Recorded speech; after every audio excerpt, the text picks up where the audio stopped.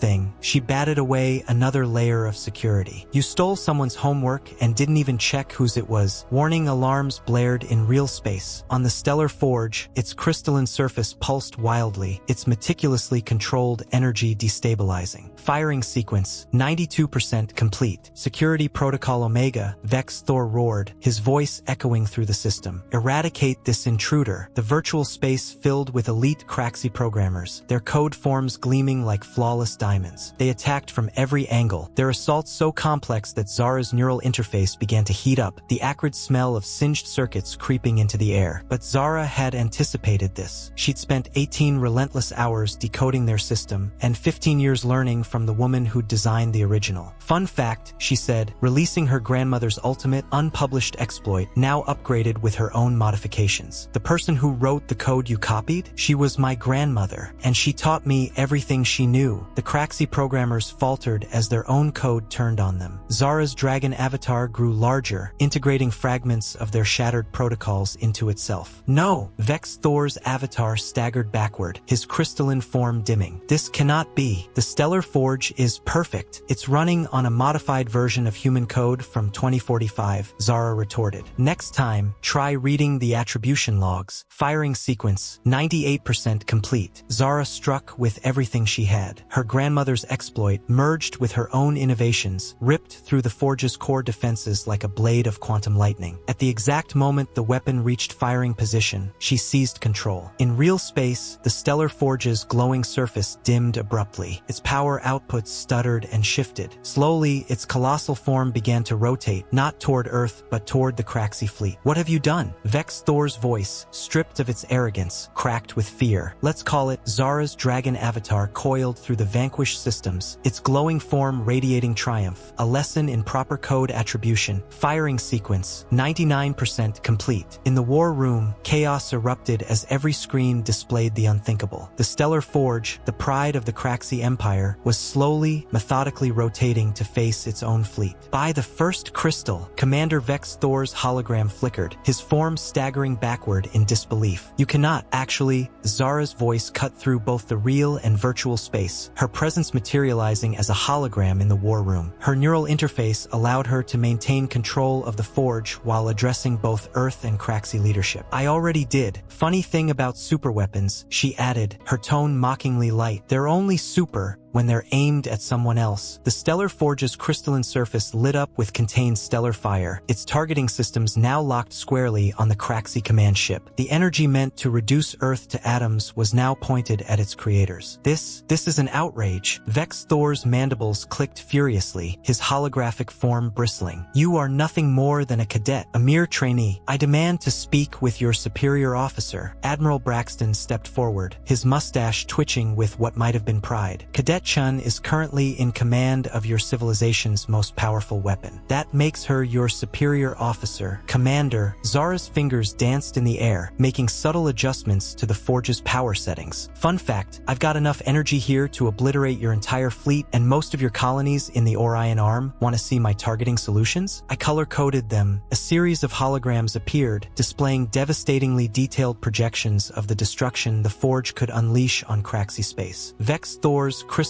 exoskeleton seemed to dim, his confidence cracking. You wouldn't dare, he whispered. Such destruction. You would be no better than someone who aims a superweapon at an inhabited planet and demands unconditional surrender? Zara arched an eyebrow. Yeah, that'd be awful, wouldn't it? The war room fell into stunned silence. Earth's most senior military officers watched in awe as their youngest cadet stared down the commander of humanity's greatest threat. Here's how this is going to go, Zara continued, her calm voice a sharp contrast to the tension in the room. She pulled up a holographic display of the forge's firing controls. You're going to order your fleet to stand down. Then, we're going to have a civil discussion about respecting intellectual property rights. And maybe, she added with a grin, you'll apologize to the species you just tried to vaporize. Vex Thor's hologram straightened to its full height, attempting to recover his composure. The Craxi Empire does not apologize. We do not bow. We are supreme. Zara's finger hovered over the virtual trigger. Care to test that theory? I've got the forge locked on your primary crystal farming colonies. I hear it takes centuries for those to grow back. For the first time in recorded history, a Craxi commander's voice trembled. You wouldn't. Zara's voice was unyielding, her tone like steel wrapped in silk. Try me. I once rewrote my entire academy's grading system because a professor called my code derivative. Do you really want to find out what I'll do when someone threatens my planet? Zara's voice was calm, but the steel beneath her words was unmistakable. The tension in the war room was palpable, so thick it felt as though a quantum blade could slice through it. All eyes were fixed on Commander Vex Thor as he wrestled with his options. His proud crystalline form seemed to sag under the weight of an impossible decision. Finally, with a visible slump of his shoulders, all 6 arms lowered in the traditional Craxi gesture of submission. Then, to the collective astonishment of everyone present, Commander Vex Thor, conqueror of galaxies, terror of the Orion Arm, bent his crystalline body into a deep, deliberate bow. The Craxi Empire, he ground out reluctantly, surrenders to Cadet Chun of Earth. The war room erupted into a cheer so loud it probably registered on seismic sensors. General Hastings was openly wiping tears from his eyes. Colonel Wright had collapsed in a faint, and Admiral Braxton's mustache was practically quivering with triumph. Excellent decision, Zara said brightly. Max, start downloading all of the forge's technical specifications. I think Earth's engineers will appreciate seeing how the Craxi improved on my grandmother's code. With proper attribution this time, of course. As the Craxi fleet began its withdrawal and Earth celebrations commenced, Admiral Braxton approached Zara's still hovering hologram, his expression a mix of pride and exasperation. Cadet Chen, he said gravely, about your disciplinary hearing. Yes, sir, Zara replied, her neural connection to the forge still active, just in case. Consider it cancelled, Braxton said, his tone dry, though we'll need to address your habit of commandeering superweapons. Zara's hologram grinned. Would you believe me if I said I only did it because the chair in your office was uncomfortable? The Admiral's mustache twitched. Cadet, sir, shut up and accept your promotion. 6 months after what came to be known as the Forge incident, Zara was back in Admiral Braxton's office. The chair was new this time, ergonomic, plush, and suspiciously comfortable. Zara suspected the upgrade was not a coincidence. The Craxi delegation will arrive next week, Braxton said, his mustache noticeably calmer these days. They're sending their top programmer for the Joint Cybersecurity Initiative. Let me guess, Zara said, leaning back in the luxurious chair. They specifically asked for the cadet who hijacked their superweapon? Lieutenant Chun, Braxton corrected with a small smile. And yes, though their exact phrasing was, the human who taught us humility. Through the window, Zara could see the stellar forge in orbit, its once terrifying crystalline surface now bearing the insignias of both Earth and the Craxi Empire, a symbol of their fragile but hopeful alliance. After extensive negotiations, and a few pointed reminders about who still had the override codes, the stellar forge had been converted into a joint defense platform. Commander Vex Thor will lead their delegation, Admiral Braxton continued. He seems particularly eager to work with you again. Zara snorted. Amazing how having your superweapon turned against you improves your diplomatic outlook. Her neural interface pinged with updates from Max on the Academy's revised curriculum. She was teaching now Advanced Systems Penetration and Ethics. The course description included a cheeky footnote. Unauthorized modifications of training simulations are strictly prohibited. Yes, this includes you, Professor Chin. Your grandmother would be proud, Braxton said softly, though I imagine she might be a little concerned about the scale of your pranks these days. Please, Zara replied with a dismissive wave. She'd have done the exact same thing, except she'd have made the Forge play Tetris first, just to rub it in. The Admiral shook his head, though a smile tugged at his lips. You see the irony, don't you? If you hadn't hacked those simulations back at the Academy, we'd never have recognized the code pattern in the Forge, Zara finished. I know. Turns out being a disciplinary nightmare saved the world. I've even added it to my business cards. She stood, smoothing her uniform. Anything else, sir? I've got a class to teach. Today's topic is proper attribution for borrowed code. Her grin turned sly. I invited a few Craxy students to join. As she reached the door, Braxton called after her. Lieutenant, yes, sir. Try not to start an interstellar incident in class today. Zara's laugh echoed down the corridor. No promises, sir, but I'll keep the surrenders to a minimum. Walking through the Academy halls, past windows framing the gleaming stellar Forge in orbit, she couldn't help but smile. Somewhere, her grandmother was probably laughing. After all, she'd always said the best defense was a good offense. And nobody, Zara reflected with satisfaction, pulled off an offensive quite like a Chun.